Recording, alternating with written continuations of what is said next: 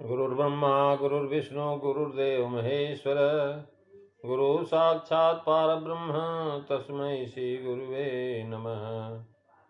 अखण्डमण्डलाकारं व्याप्तं येन चराचरं तत्पदं दर्शितमेन तस्मै श्री गुरुवे नमः। रक्ताम्भोजदलाभिरामनयनं पीताम्बरालङ्कितं श्यामाङ्गं द्विभुजं प्रसन्नवदनं श्रीसीतया शोभितं कारुण्यामिति सागरं प्रियगणैर्भ्रातादिभिर्भावितं वन्दे विष्णुशिवादिसेव्यमनिशं भक्तेशसिद्धिपदं कर्पूरगौरं करुणावतारं संसारसारं भुजगेन्द्रहारं सदा वसन्तं हृदयारविन्दे भवं भवानी सहितं नमामि। अतुलितबलधामं हेमशैलाभदेहं धनुजवन किसानं ज्ञानिनामग्रगण्यं सकलगुणनिधानं वानराणां धीशं रघुपतिप्रियभक्तं वातजातं नमामि। कुछ कहने से पहले 2 बार भगवान का नाम। श्री राम जय जय राम, श्री राम जय जय राम, श्री राम जय जय राम, श्री राम जय जय राम, श्री राम जय जय राम, श्री राम जय जय राम। बोलिए सियावर रामचंद्र भगवान की जय। वृंदावन बिहारी लाल की जय।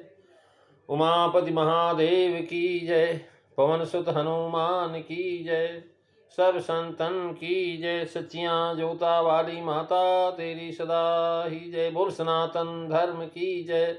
सदगुरुदेव महाराज की जय। नमो पार्वती पते हर हर महादेव। बोल शंकर भगवान की जय। आदरणीय विद्वजन श्रद्धारूपा देवियों एवं विश्वासरूपी कथा सुनाऊं, भगवत सानिध्य में भगवान का चरित्र श्रवण करने के लिए हम लोग उपस्थित हुए हैं। आइए थोड़ी देर भगवान के चरणों में ध्यान लगाते हुए भगवान के कुछ लीला चित्रों का स्मरण करें। पिछली चर्चा में अब श्री हनुमान चालीसा की जो महाराज 30वीं अर्धालिका जो है आप पाठ श्रवण कर रहे थे, जिसमें तुलसीदास जी महाराज करते हैं साध संत के तुम रखवारे असुर निकंदन नाम दुलारे। आज हम 31वीं चौपाई 31वीं जो अर्धाली है हनुमान चालीसा की, उस पर जो विचार करेंगे। तुलसीदास जी महाराज कहते हैं कि अष्ट सिद्धि नव निधि के दाता अवस बर दीनु जानकी माता मंगल भवनु अमंगल हारी रवौ सुदशरथो अजीर बिहारी। श्री राम जय जय राम, श्री राम जय जय राम। हे हनुमंत लाल जी महाराज, आपको जो है माता श्री जानकी से ऐसा वरदान मिला हुआ है कि जिससे आप किसी को भी जो है 8 सिद्धियां और 9 निधियां यानी सब प्रकार की संपत्ति दे सकते हैं। तुलसीदास जी महाराज लिखते हैं कि हनुमान जी अपने भक्तों को 8 प्रकार की सिद्धियां तथा जो है महाराज 9 प्रकार की जो है निधियां प्रदान कर सकते हैं। ऐसा सीता माता ने उन्हें वरदान दिया है।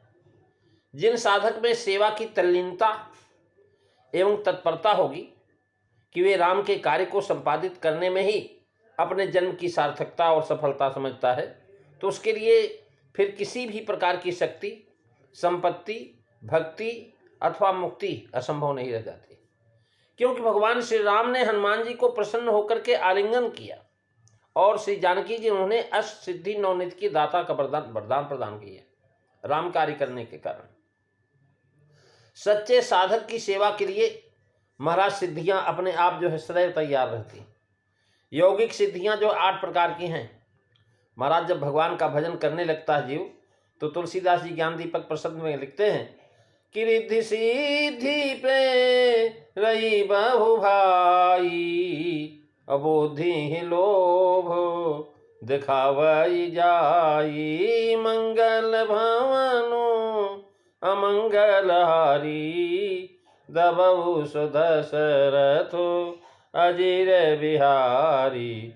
श्री राम जय जय राम, श्री राम जय राम जय जय राम। महाराज 8 सिद्धियां 8 प्रकार की, अणिमा, महिमा, गरिमा, लघिमा, प्राप्ति, प्राकाम, ईशित और बसित। इन अष्ट सिद्धियों ने राम कार्य संपादन में हनुमान जी को सहायता प्रदान किया। लघु रूप धारण करने में महाराज अणिमा शक्ति का प्रयोग किया उन्होंने, और विशाल रूप धारण करने में महिमा का जो प्रदर्शन किया, और महाराज गुरु यानी अधिक भार वाला बनने में गरिमा, विशाल होते हुए भी हल्कापन लाने में महाराज लघिमा, अलभ्य वस्तु उपलब्ध कराने में प्राप्ति, राम कार्य को पूरा करने में प्राकाम, निर्भयता लाने में ईशित तथा विपक्षी को भी बस कर लेने में महाराज बसित्व नाम की सिद्धियों ने समय समय पर हनुमान जी की जो है सहायता किया है। आप जो सुंदरकांड के अंतर्गत इसका जो है पूरा विवरण समझ सकते हैं कि हनुमान जी ने महाराज लंका में 8 सिद्धियों का प्रयोग किया है। और तुलसीदास जी ने महाराज 9 निधियों का वर्णन किया कि 9 निधि के दाता। 9 निधियां महाराज प से महापप और मकर, कच्छप, मुकुंद, कुंद, ननंद, नील, शंख, मिश, पद्म निधि। लक्षणों से संपन्न मनुष्य सात्विक होता है तथा स्वर्ण चांदी आदि का संग्रह करके दान करता है। महानिधि से लक्षित व्यक्ति अपने संग्रहित धन आदि का जो है दान धार्मिक कर्म करता है। प अर्थात महानिधि जो है संपन्न व्यक्ति सात्विक होता है। मकर निधि संपन्न पुरुष अस्त्रों का संग्रह करने वाला होता है। कच्छप निधि वाला लक्षित व्यक्ति तामस गुण वाला होता है, वह अपनी संपत्ति का स्वयं उपभोग करता है। मुकुंद निधि से लक्षित मनुष्य रजोगुण संपन्न होता है, वह राज संग्रह में लगा रहता है। नंद निधि युक्त व्यक्ति राजस और तामस गुण वाला होता है, वही कुल का आधार होता है। नील निधि से सुशोभित मनुष्य सात्विक तेज से संयुक्त होता है, उसकी संपत्ति 3 पीढ़ी तक चलती है। और शंख निधि एक ऐसी एक पीढ़ी के लिए होती, मिली जुली निधि वाले व्यक्ति के लिए महाराज स्वभाव में मिश्रित फल दिखाई देते हैं। यानी जितने भी जो है महाराज सिद्धियां वो सब की सब जो है हनुमान जी महाराज को देने की क्षमता जो है माता सीता ने दिया है। और इस प्रकार से मन, बुद्धि और जीवन को वैसा बनाना साधना है। एक बार भगवान के बन गए तो महाराज फिर साधक को सिद्धि और संपत्ति का मोह नहीं रहता। रिद्धियां सिद्धियां तो उसके आगे पीछे घूमती है, उसका लक्ष्य केवल भगवत प्राप्ति होता है। जब वह भगवान महाराज साधना करने लगता तो संकट के समय भगवान मदद देने के लिए हमेशा तैयार रहते हैं। संकट ते हनुमान छुड़ावे, मन क्रम बचनो ध्यान जो लावे। महाराज कुछ लोग सिद्धि प्राप्त करने के चक्कर में अपना संपूर्ण जीवन समाप्त कर देते हैं। महाराज ये जो है एक महात्मा थे, उन्होंने सिद्धि प्राप्त कर लिया, पानी में चलने की क्षमता प्राप्त हुई। एक सिद्ध महंत मिले, उनसे उन्होंने कहा महाराज आप माला तो बड़ा घुमा रहे हो, आप बताओ कुछ सिद्धि उद्धि पाए, ये माला ही घुमाते रहोगे? तो उन्होंने कहा भैया मैंने तो सिद्धि नहीं प्राप्त करी है, तुमने कुछ पाई है क्या? उन्होंने कहा महाराज मैंने 5 साल उपासना की है और 5 साल में उपासना किया, अभी देखो मैं नदी के पार चला जाऊंगा, चला आऊँगा। महाराज नदी पार गए और चले आए। महाराज जी ने कहा भैया तुमने तो कुछ भी कमाया नहीं, 5 साल में क्या कमाया? चवन्नी कमाया तुमने। अभी हम नाविक को बुलाते हैं, 4 आने में चले जाएंगे, 4 आने में वापस आ जाएंगे। तो महाराज तुम्हारी जो है 5 साल का समय जो केवल चवन्नी कमाने में गया। महाराज एक राम तुकाराम महाराज जी को पार करनी थी नदी, उन्होंने नाविक को 2 पैसे दिए और नदी पार की। उन्होंने भगवान पांडुरंग के दर्शन किए। थोड़ी देर के बाद वहाँ एक हठ योगी आया, उसने नाव में न बैठ करके हठ योग की प्रक्रिया से नदी पार की। उसके बाद उसने तुकाराम महाराज से पूछा क्या तुमने मेरी योग शक्ति देखी? तुकाराम महाराज ने कहा हाँ तुम्हारी योग शक्ति तो मैंने देखी, मगर उसकी कीमत केवल 2 पैसे। यह सुनकर के हठ योगी गुस्से में आ गए। उसने कहा तुम मेरी योग शक्ति की कीमत केवल 2 पैसे गिनते हो? तो महाराज तुकाराम महाराज यहाँ से और हंस करके उन्होंने कहा हाँ भाई। तुकाराम जी ने बोले हाँ भाई मुझे नदी पार करनी थी और मैंने नाविक को 2 पैसे दिए और उसने नदी पार करा दिया। जो काम 2 पैसे से होता है वही काम की सिद्धि के लिए तुमने इतने वर्ष बर्बाद किए, इसलिए उसकी कीमत तो 2 पैसे मैंने कही। कहने का तात्पर्य कि हमारा लक्ष्य भगवत प्राप्ति होना चाहिए और मैं प्रभु का प्रिय कैसे बनूं, इसका विचार होना चाहिए। उसके लिए प्रयत्न करना चाहिए। भगवान का लाडला बनना है, जैसे हनुमान जी बने। महाराज हनुमान जी भगवान के लाडले हैं। भगवान का लाडला बना हो तो मन जो है पूर्णतः भगवान को देना होगा। हमारा मन महाराज भगवान में लगता ही नहीं, कामना में वासना में गीला रहता है। कामना महाराज लगी रहती, वासना लगी रहती, उसी में गीला रहता हमारा मन। तो महाराज मन ऐसे ही मन का भी है। महाराज गीले मन पर भक्ति का रंग नहीं चढ़ता है। मकान की दीवारें जब गीली होती है तो महाराज आप उस पर सफ़ेदी लगाओ, रंग सफ़ेदी कराओ तो नहीं लगेगी। जब महाराज वो सूख जाएगा तब उसके बाद लगता है। गीले मन पर भक्ति का रंग नहीं चढ़ता। महाराज ऐसे ही मन का भी है। मन जो महाराज हमारा जो वासनाओं से गीला हो गया। गीली लकड़ी जब जलाई जाती है तो धुआं उड़ा करके महाराज दूसरे की आंखों में आंसू निकाल देती, लेकिन जलती नहीं। इसलिए मन में तो वासना लालसा निकाल करके उसके शुष्क करना पड़ेगा। और शुष्क जब हो जाएगा तो कह रहे मन ते सकल वासना भागी। काकभूषण जी महाराज कह रहे हैं गरुड़ जी से कि मन ते सकल वासना भागी और केवल राम चरण लय लागी। मंगल भवनो अमंगल हरि द्रवहु सुदशरथ अजीर बिहारी। श्री राम जय राम जय जय राम, श्री राम जय राम जय जय राम। महाराज राम जी से लय लगेगी तो वासना भाग जाएगी। चित्त एकाग्र करके और प्रभु की भक्ति करने को मन को स्थिर करना है। महाराज स्वाध्याय करें गीता का, रामायण का, भागवत का, उपनिषद का, और रामायण के दैवी विचार सुनकर के बौद्धिक तेजस्विता प्राप्त होती। रामायण की विशेषता महाराज ये पंचम महावेद है, पंचम वेद है। चित्त शुद्धि करने की आवश्यकता है। नाना पुराण निगमागम सम्मतम यद रामायणे निगदितम कंचिदम तोपी। महाराज रामायण जो नाना पुराण निगमागम सम्मत, मन बुद्धि के प्रति जागृत न रहना ये भक्ति शास्त्र की दृष्टि से महान अपराध। यानी हमेशा जो है मन बुद्धि के प्रति हम जागृत हैं। हमारा मन जो है कहीं अनर्गल बातों की तरफ तो नहीं ले जा रहा है। हमारी बुद्धि जो है कहीं जो महाराज को विचार तो नहीं उत्पन्न कर रही है। कहीं ऐसा न हो कि हम मनमाने ढंग से फंस जाएं और बुद्धि हमको जो है खींच करके ले जाए, जो है दुष्ट व्यापार में लगा दे और हम जो है विनष्ट हो जाएं। इसलिए महाराज मन को बार बार देखने की जरूरत है। मन को देखना अनिवार्य है। परमात्मा के प्रसाद के बिना सिद्धि नहीं पाई जा सकती। अर्थात साधक को भगवान का हाथ चाहिए। भगवान हमारा हाथ पकड़े, इसलिए हमारे हाथ में भी कुछ होना चाहिए। भगवान तभी तो हाथ में पकड़ेंगे ना। मेरा जीवन ऐसा होना चाहिए कि उसे देख करके भगवान प्रसन्न हो जाएं, और मेरी बुद्धि मेरा मन ऐसे बनने चाहिए कि उन्हें देख करके भगवान जो है महाराज अपनी तरफ जो है हमारी बुद्धि को, मन को खींचें और हमारा मन जो है महाराज भगवान में लग जाए। बुद्धि स्थिर होनी चाहिए। स्थिर बुद्धि, आघातों से बुद्धि अस्थिर बन जाती। अर्जुन की बुद्धि भी अस्थिर बनी ही थी। कितने ही लोगों की बुद्धि भीतर से अस्थिर होती। बाहर से तो बड़े बुद्धिमान लगते हैं लेकिन भीतर से महाराज बड़े चंचल होते हैं। और कितनों की बुद्धि बाहर के आघात से अस्थिर बनती है। निरंतर अंतर जागृति रही तो बुद्धि स्थिर रहती है। अगर अंदर में आप जागृत रहे तो आपकी बुद्धि स्थिर रहेगी, और अंदर से आप जाग नहीं रहे तो बाहर तो महाराज ऐसा दृश्य है कि आप बुद्धि घूम जाए। 8 अनिष्ट भावनाएं जो है महाराज मन पर सतत आघात करती। जैसे 8 सिद्धियां, तो ऐसे 8 ही जो असिद्धियां भी जो आपको पीछे की तरफ ले जाती हैं।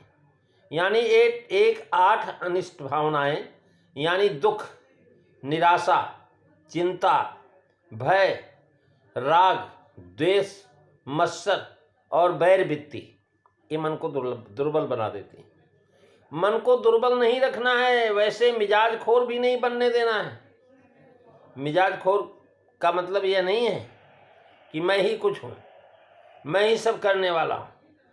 इवराहो महम भोगी सिद्धो हम बलवान सुखी, ऐसा वह कहता है। यह राक्षसी विचार है कि मैं बलवान हूँ, मैं भोगी हूँ, मैं सुखी हूँ। यह राक्षसी विचार है। दूसरी ओर मैं इस जगत में कौन हूँ, मेरी क्या हैसियत है, मेरा क्या मूल्य है, मैं ऐसा मानने वाले लोग जो है आलसी कहलाते हैं। महाराज हमारा तो कोई कीमत नहीं। महाराज राक्षसी भी नहीं बनना चाहिए और आलसी भी नहीं बनना चाहिए। इन दोनों के बीच में जो मार्ग निकलता है वह बुद्धिशाली मनुष्य का है। ना आलसी बने और न महाराज जो है आप जो है अभिमानी बने, राक्षसी भी न बने। बीच मार्ग से जा सके इसलिए हमारी प्रातः काल की तथा संध्या काल की प्रार्थना में संतुलन। सुबह की प्रार्थना में ओम पूर्णमदः पूर्णमिदं पूर्णात् पूर्णमुदच्यते पूर्णस्य पूर्णमादाय पूर्णमेवावशिष्यते, ऐसा कहते हैं। भगवान जो है मैं और हम दोनों, भगवान बड़ा पूर्ण और छोटा, मैं छोटा पूर्ण, पूर्णम अपूर्णम चैत्र ओम पूर्णमदः पूर्णमिदम, यानी भगवान जो है बड़ा पूर्ण है और मैं छोटा पूर्ण है। इस प्रकार दोनों पूर्ण होते हैं। ऐसे तेजस्वी विचार सुबह की प्रार्थना में रहते हैं। और सायं प्रार्थना में अभिनय पनय विष्णु, हे भगवान विष्णु मेरा अभिनय दूर करो, हमारे अंदर से जो है महाराज लघुता समाप्त हो जाए। गुरु ग्रंथि महाराज और लघुता ग्रंथि, ये दोनों का संतुलन जान पड़ता है। हमारे शास्त्रों में भी इन दोनों प्रकार के विचारों का समन्वय। मन पर आशा निराशा चिंता भय इसके आघात होते रहते हैं। हमारे मन के ऊपर इन सब चीज़ों का आघात होता रहता है और इससे बचने के लिए हमें शक्ति की आवश्यकता है। और शक्ति कैसे मिलती, कह लगे भक्ति। भक्ति का अर्थ है दंड बैठ के करके उपासना करना नहीं। भक्ति एक शास्त्र,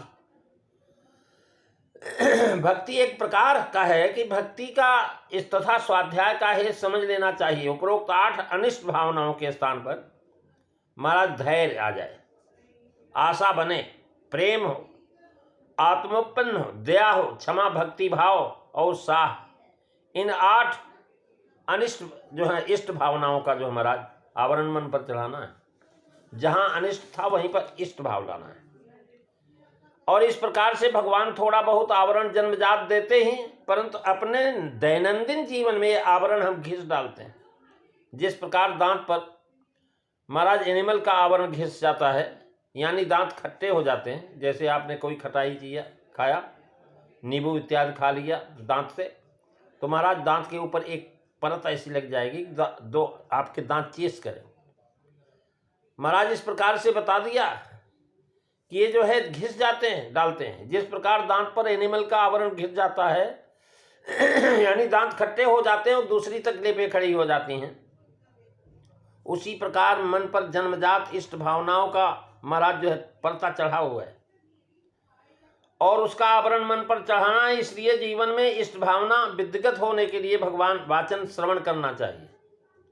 महाराज हम जो कुछ भी सुने, जो कुछ बोलें तो उसको सुने, हम बोले भी तो सुने भी, यानी वाचन श्रवण करना चाहिए, स्वाध्याय करना चाहिए।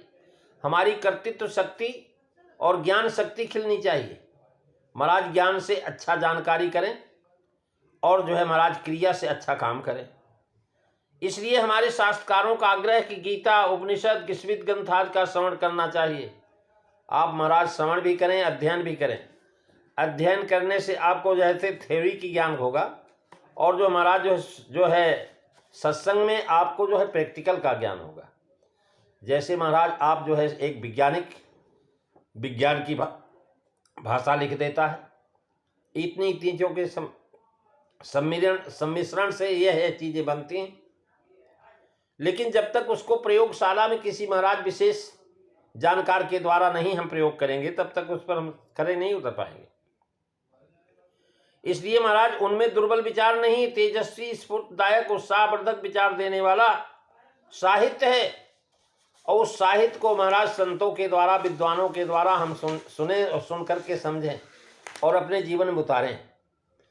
वैदिक वाङ्मय का स्वाध्याय हमें सभी परिस्थितियों में स्वस्थ रखता है। एक भाई ने कहा कि हमारे यहाँ जो महाराज जो है विशेष लोग आए हुए हैं, फियाट आई है, एक कार आई हुई फिएट, और महाराज कार देखा तो महाराज सचमुच कार तो बहुत अच्छी है। यानी जो है महाराज फिएट सभी कसौटियों से योग स्वाध्याय किस लिए? एकदम आप तैयार रहिए सभी कसौटियों में उत्तीर्ण होने के लिए। सुख दुख, अमीरी गरीबी, मान अपमान आदि कसौटियों में भी उत्तीर्ण होना पड़ेगा। भगवान से प्रार्थना करनी चाहिए कि हमारे में से प्रत्येक के घर महाराज जो है आप भगवान भेजो। मन और बुद्धि पर विचार होते रहते हैं। आघातों के समय में कैसा आचरण करता हूँ, ये महत्वपूर्ण है। किसी भी परिस्थिति में मन बुद्धि को महाराज अविचलित रखना, ये महान विजय है। करें महाराज, जिसने मन को अपने बस में कर लिया उसने संसार को जीत लिया। मन बुद्धि के बाद अहंकार भी ठीक होना चाहिए। भगवान की सच्ची सेवा अहंकार होने पर ही होती है कि मैं भगवान का हूँ, मैं भगवान का सेवा करता हूँ, भगवान के काम में रहता हूँ। मानव जीवन आत्मसम्मान पूर्ण होना चाहिए। हम आरती में गाते हैं कि बालक हूँ मैं तेरा, तब शक्ति अभिमान, मेरे पास जो कुछ है वह आपके कारण है। प्रातः स्मरणी महाराज भगवान के संत रामानुजाचार्य ने भी यही बात कही है, समझाई है। तेन त्वम असि, उसके कारण तो है, भगवान के कारण ही हम हैं। अगर भगवान न होते तो हम कैसे होते। मन बुद्धि अहंकार को महाराज फिट करने के बाद जीवन बदलता है। जब तक मन बुद्धि और हम ठीक न हो जाएं तब तक जीवन बदलता नहीं। और साथ ही साथ भक्ति भी दिक्कत होती है। ईश्वर प्रेम में मनुष्य भीतर से बदल जाता है। जब भगवान से हम प्रेम करेंगे तो हमारे अंदर एक परिवर्तन होगा। ऐसे भीतर से बदले हुए मनुष्य की पूजा भाव से होती है महाराज। वो बड़े भाव से करता है, उसका ध्यान उत्तरोत्तर बढ़ता जाता है और कम से कम आधे घंटे तक टिकता है। यह ध्यान अर्थात प्रभु के प्रति अशरीरी प्रेम, महाराज शरीर वाला प्रेम नहीं, अशरीरी वाला प्रेम। अशरीरी प्रेम में भक्ति का आवेश दिखाई देता है। कामावेग आता है तो उसमें एक प्रकार की मधुरिमा आ जाती है। महाराज जीवन में 8 प्रकार का माधुर्य आता है। स्वरूप का माधुर्य, चिंतन का माधुर्य, श्रवण का माधुर्य, भाषा का माधुर्य, विरह का माधुर्य, भक्ति का माधुर्य, लीला का माधुर्य और मिलन का माधुर्य। महाराज इतना मानसिक विकास करना है, यानी जो है स्वरूप का माधुर्य होना चाहिए। रूप कैसा हो, हम अपने स्वरूप में जाए, अपने स्वरूप को समझें, चिंतन हम बढ़िया करें, माधुर्य रहे। इस प्रकार से ये पूजा सामग्री जिसके जीवन में इकट्ठी होती हैं 8, कहने लगे उनको हनुमान जी 8 सिद्धियां तथा 9 निधियां प्रदान करते हैं। अष्ट सिद्धि नव निधि के दाता, असबर दीनो जानकी माता, मंगल भवनो अमंगल हारी, द्रवहु सुदशरथो अजिर बिहारी। श्री राम जय राम, जय जय राम, श्री राम जय राम, जय जय राम। प्रेमी सज्जनों, आज इतना ही। अगली चर्चा आप अगले दिन सुनेंगे। 2 बार भगवान का नाम।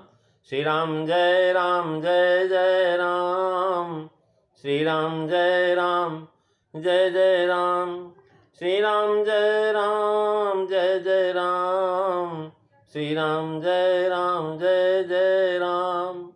बोलिए सियावर रामचंद्र भगवान की जय। धर्म की जय हो, अधर्म का नाश हो, प्राणियों में सद्भावना हो, विश्व का कल्याण हो, गौ माता की रक्षा हो, भारत माता की जय हो।